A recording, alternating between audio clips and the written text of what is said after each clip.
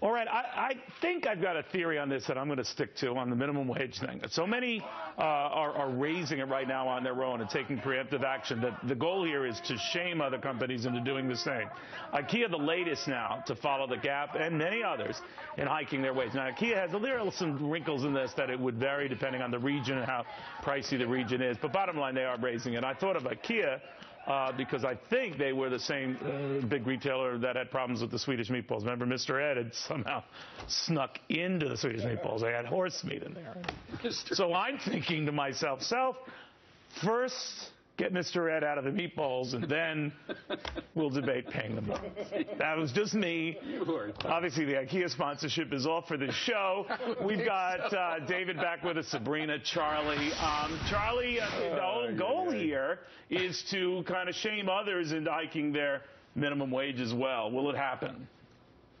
I don't know, but there's an interesting second part that I'll point out, is that these bigger corporations like Panera Bread or McDonald's that are coming out in favor of a higher minimum wage, we have to realize that it's not necessarily the worst additional cost for these bigger corporations. So for a small mom and pop store on Main Street, a minimum wage hike in a public policy sense would really negatively harm them. So what I think these companies are trying to do is they're trying to get ahead of the curve, anticipate it, so when there is a minimum wage hike in Congress, they're already there and mom and pop go out of business. So it's their way of crowding out competition preemptively. You're way too young to be that jaded. But, well, thank you. But actually, it's very clever. I didn't think of that. But Sabrina, he is right to say that there is a big difference between a large retailer like a Gap or IKEA, hiking their minimum wage and a mom and pop shop, right? Of course, and not only might it put the mom and pop shop out of business, but at the same time, a place like McDonald's might be introducing an app to replace the job altogether. So they can say, you know what, raise the minimum wage. We don't even need people. We need an app to do this, to the cashier and to exchange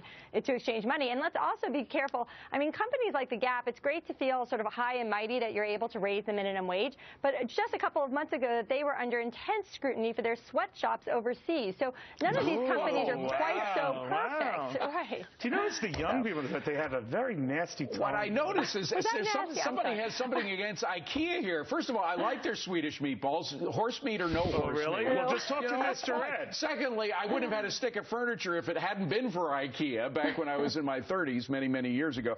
But and thirdly, this is better than Obama's one-size-fits-all plan, his 39% rise in the minimum wage. They're all caving, David. Don't you see what's going on? If they decide that they can squeeze their profit margin to the point where they can pay their workers a little more money, you're what's wrong with that? encouraging them to serve more cheap horse meat Swedish meatballs. Bring on the horse meat. Right. I liked it the last time I had it. Okay, well, it does. It tastes like chicken. All right, well, Charlie, bottom line, you're going to see more towns, municipalities.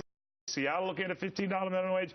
Pushing it. There's a district in California where that's government, Neil. That isn't a private company. I'm joining them all together to link this idea where we are going to be grateful if the minimum wage ends up just being $10.10 an hour. And that's where this is going. What do you think, Charlie? Yeah, absolutely. And I think that when you're seeing these companies try to set this precedent, I think Sabrina's exactly right. You're seeing the advanced mechanization of labor. So sure, $15 an hour for the now 5 employees that will work at a Gap store instead of the 15 that we're working. Because then they'll have automated checkout, and they'll have machines fold all the clothes, and they'll have, all these different ways to mechanize their labor. So sure, $15 an hour sound really good, but guess what, Neil? Now there's going to be a machine making your horse Swedish meatballs, not a person. I'm not going to touch it. In IKEA. Touch it. So, I won't touch it. And of course, who's going to be hurting the most? Sorry, go ahead. Absolutely. So the advanced mechanization is going to raise minimum wage. Right, and the people who are going to hurt the most are the people who Charlie's interested in, right? Those lower skilled, younger employees who are trying to break into the job market. Women are definitely going to be at a disadvantage, many of whom are part-time workers. Those jobs are going to be gone first. So, of course, I mean, the bottom line and what IKEA, what the Gap, what others are just ignoring is that when you increase the minimum wage, it increases the cost of hiring, and that is bad. Well, when it's mandated, but hold on, Sabrina, that's only when it's mandated by the government. If they make up their mind that it's good business to pay their workers more, then they'll be in business. If it's bad business, they'll be out of business, Swedish meatballs or not. No, I agree. That's fine. It's just that if they're doing it to sort of set the precedent and put pressure on businesses that can't afford it, that's going to be a net loss for workers. Wait until your kids are old enough to make the minimum wage. My kid is, and she is making minimum wage. I'm kind of glad when they find a way to increase the wage. Well, when you get really old, like my daughter just retired. That's how old I am. Is that her line now? Guys, I want to switch gears. It's a little goofy, but I've been following it all. know, this soccer thing, World Cup is big, big, big. Apparently it's huge. But here's what's out, and maybe it surprised me, the off-the-chart ratings and attention this is getting all over the world, but especially our country and a lot of the locked-in sponsorship deals and a lot of the attention to this. Charlie, what's going on here? I'm loving watching it personally. There's a certain romanticism this year to the World Cup. We were super underdogs. Our best player, supposedly Landon Donovan, didn't even make the team, but yet we're the huge underdogs we overcome in a true American sense. And the argument was, Sabrina, that it couldn't be that big here because they don't stop. It's nonstop. Furthermore, it takes a long time to get to a goal or whatever. Didn't we find that with Germany? But my point was, I don't even understand how we're still in the damn thing when we lose. It's okay, we're still in, that's fine. But is the education process part of it? What's behind it clicking? I think part of it is that there's big, groups, the AYSO. I grew up with AYSO every Saturday morning. Every kid in Southern California was playing soccer, and now they're grown up and they like watching it. I take my own kids to soccer games. They're interested in watching it. So I think we've had sort of this, it's continuous. It's grown here. So maybe it's replacing football, replacing baseball. Davey. I don't like it. I'm bored by it. I don't care if we win. I'm with you, Neil. When we lose, they're still cheering about it. I don't understand it. I don't get it.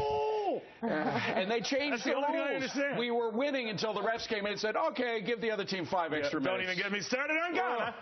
There's a lot of drama, the biting and the falling down and the groaning. I know. Where's Evander Holyfield? Like, give that man a soccer outfit. All right, well, we roared, and now you rip.